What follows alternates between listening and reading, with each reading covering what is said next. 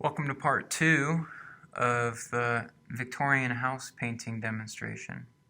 Now that I have my house traced out and I can see most of the details, even if I haven't worked out every single little thing yet, I know where the corners of my buildings are, I know where the rafters are, I know where the overhangs are and where things meet up. Now I'm going to go through and basically do a monochromatic painting doing value matching. Even if you intend on doing a dyadic with your color schematic, meaning 2 colors, or even a triadic with 3 colors, you should start with just 1 color and add the other colors later. It's going to turn out way more efficient and effective if you do that.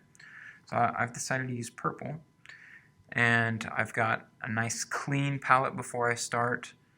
I cleaned out my paints and everything.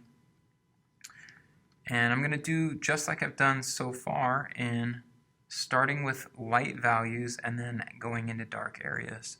Even in super dark areas like this, in my shadows, I don't want to go in that dark right away because it's very hard to pull that value back out. So I'm going to start light to get the basic overview of where everything goes, and then I will go back later and darken things up further. Okay?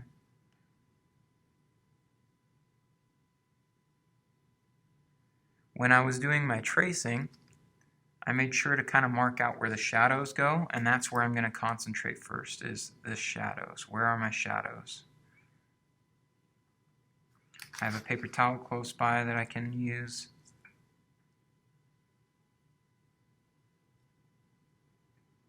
I'm going wet on dry so that I can get those edges real crisp from the get-go.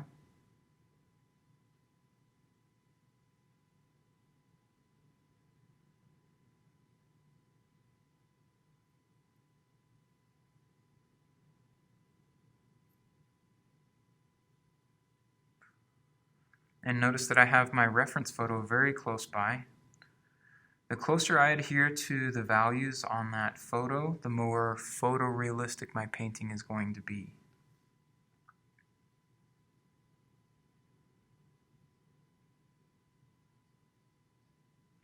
I'm going to do this rapidly. You should plan on doing this much slower. This is just for demonstration purposes.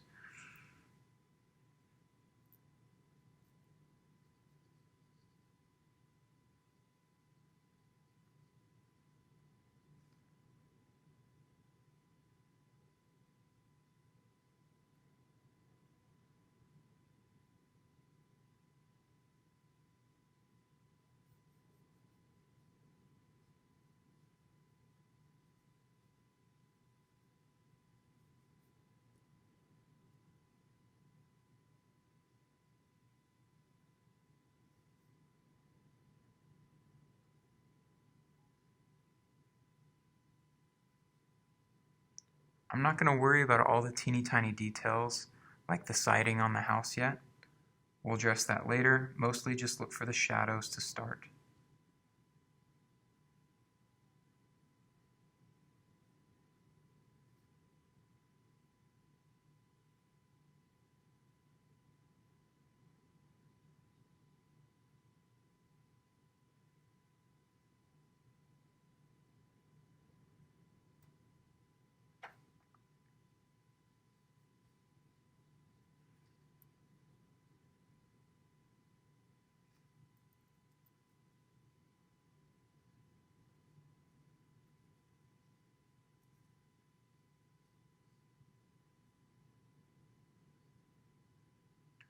I can intentionally bleed some areas to get the value darker without having to dip more paint by dragging what I already have there.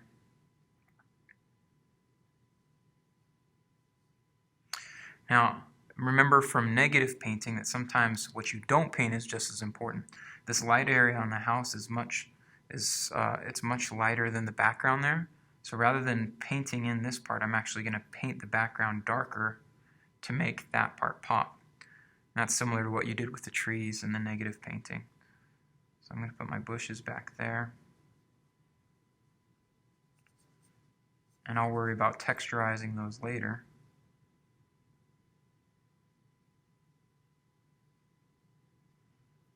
But you see how that gives me the edge of that house there?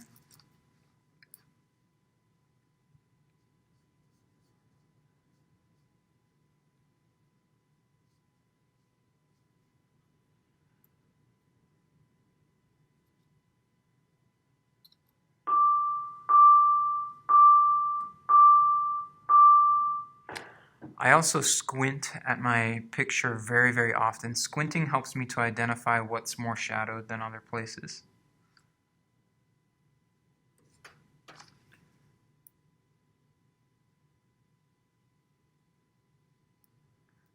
And remember, if it's not dark enough, I can always go back over it once it's dry and hit it with another layer to make it darker.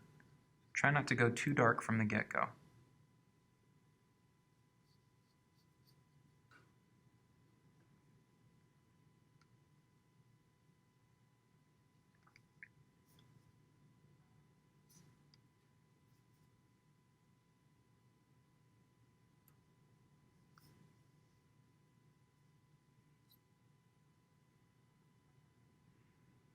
Bounce back and forth between my palette and the painting. You know, I went a little bit too dark on that. I didn't want to go quite that dark. Luckily,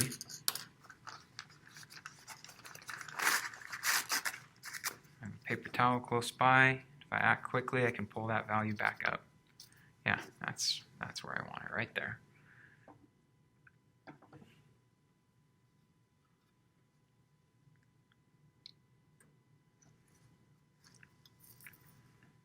And hit the eaves underneath here. These areas are quite dark.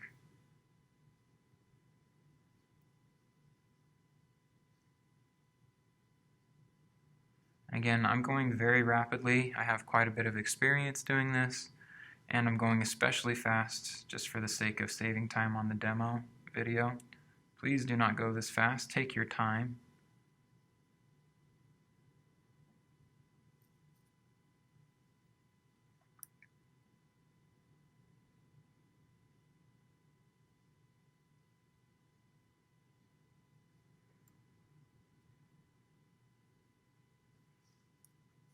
On the windows, the window panes are actually going to have different values throughout them. They're not all just straight dark. So pay attention to what you're seeing. The closer you match the values of light to dark, the more photorealistic this painting is going to look. So there's a direct equivalent to the amount of time that's spent and also how photorealistic a painting can look.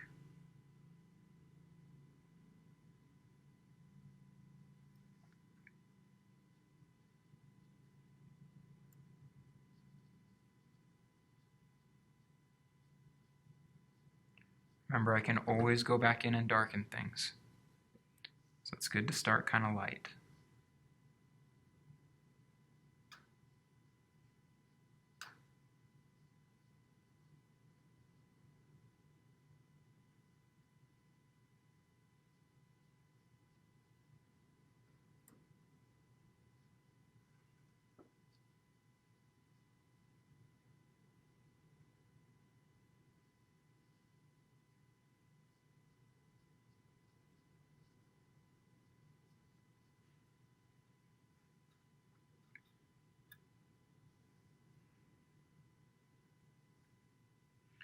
I'm going to do a light wash over this part real quick because this half of this tower here is actually slightly darker than the other half.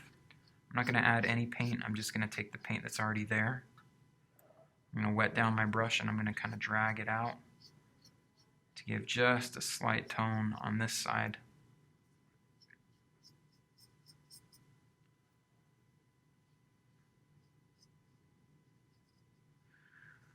Hopefully that showed up in the video. Now this is just slightly darker than that, but I didn't add any paint to it. I just took the paint that was already there and dragged it out. Intentionally bled it. Okay. I'm going to put some paint on here on the roof. Keeping track of my values.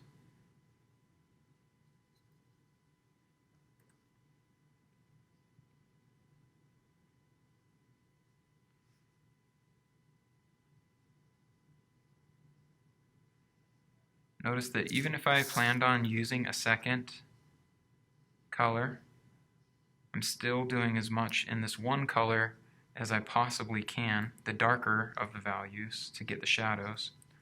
And I'll show you how easy it is to add a second color later.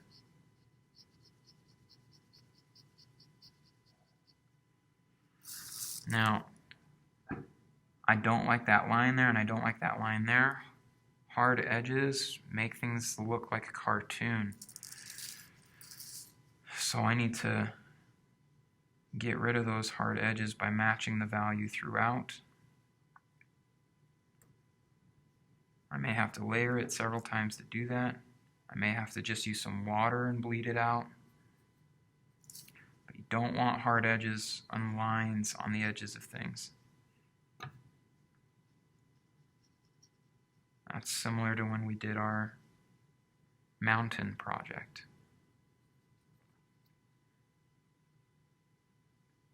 There we go.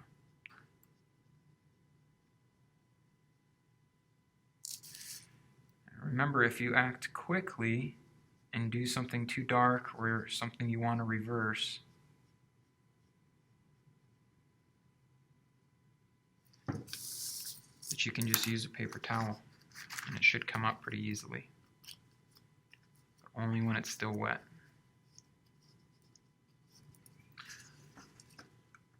I don't have my paper mounted to a board. I'm not using a lot of water on it. It is smart to mount this to a board first so that it doesn't crinkle up. If you're not using a lot of water on your brush, it shouldn't ruin your piece by any means, but it is better to have it mounted.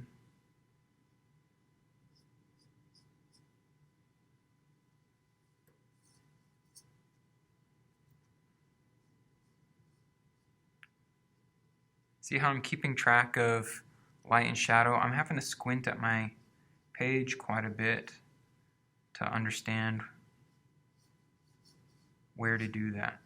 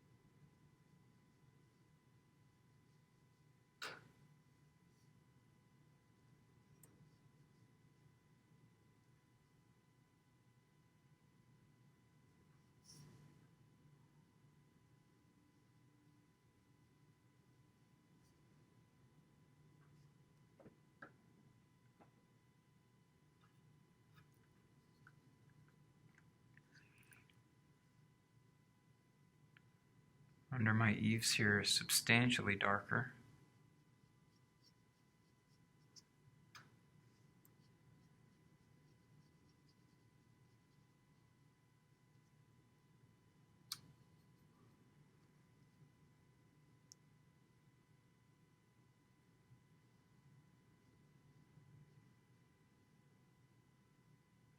I'm going to go darker than that eventually, but I don't want to go too dark too quickly. I just kind of want to map where those shadows are going to go.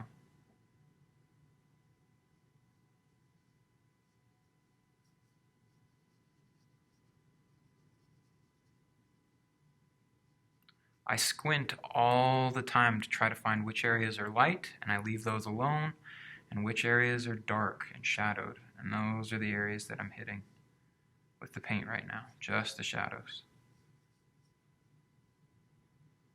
for now. Your pencil marks should also help you to know where those places are, because those are the parts that were the easiest to see when you were tracing, is the shadowed areas.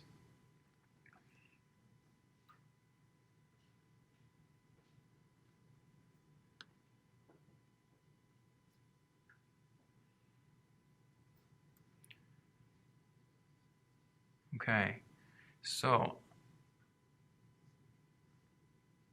I am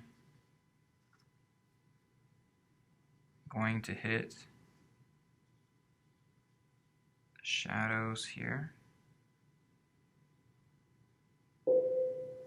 with the second layer, slightly darker this time.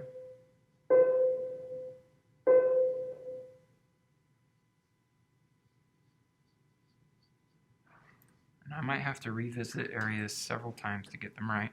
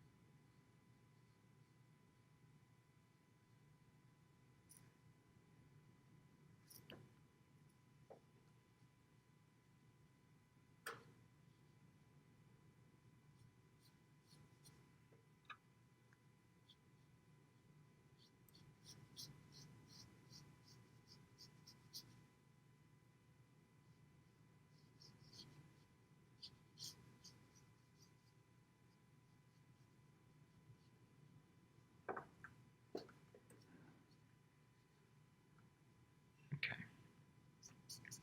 And you will continue this process throughout the entire piece. You don't have to do the foreground yet. You may alter it depending on the stylistic choices.